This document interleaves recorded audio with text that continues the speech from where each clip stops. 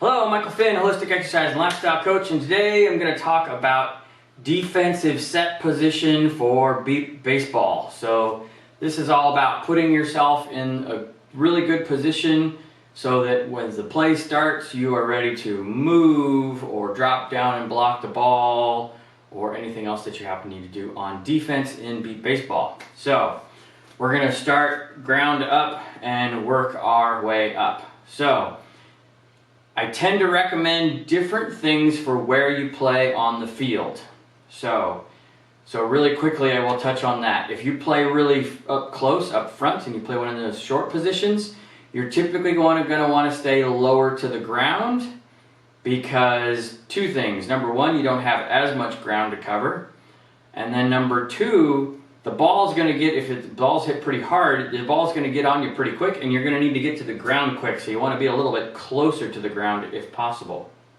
So that means that midfielders can stand a little higher and can be a little bit higher up because they're going to have a little bit more time. So I commonly play in the midfield position, so I might be up just a little bit higher than if I was playing a front position. And then outfielders, once again, they're going to have a little bit more time and therefore they can be up just a little bit higher. Doesn't mean they need to be standing all the way up straight like I am right now, but they might be a little bit higher, okay? So, but as an example, it's like, a person that plays up front might be, way down here with my knees bent, quite a bit, and my upper body down low, and my forearms resting on my thighs, in that position. And then when the play's getting ready to go and the pitcher's going to pitch, I'll take my forearms off my thighs and I'll stay pretty much here. And then midfielder, I might be up a little bit higher. I might come up a couple inches from there. And then as an outfielder, I might be, all the way up here to where my legs are soft. And, and I can only touch my knees with my fingertips. That's how, how much taller I am. So outfielder, I can touch my knees with my fingertips. Midfielder, I can get my fingertips down below the kneecap and a little bit below that.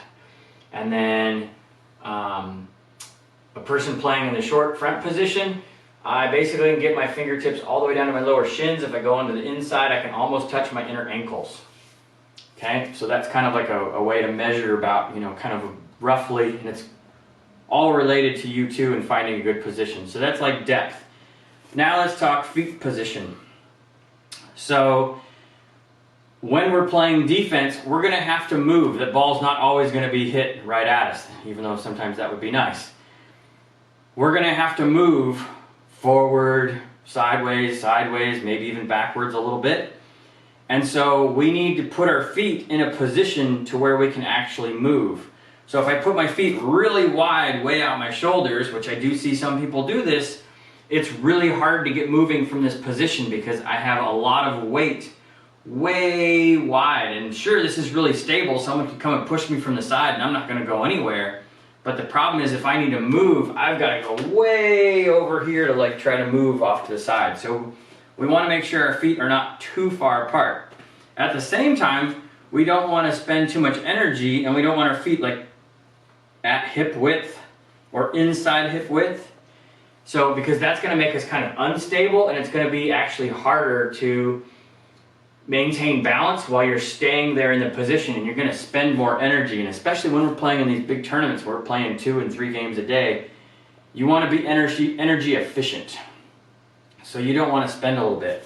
So if you just put your feet just outside your hips a little bit so that you can feel the angle of your thighs as you put your hands on the outside of your thighs, that there's an outward angle so that your feet are outside your hips. And then from there you can bend your knees, you can drop your hips down, you can have your chest down just a little bit.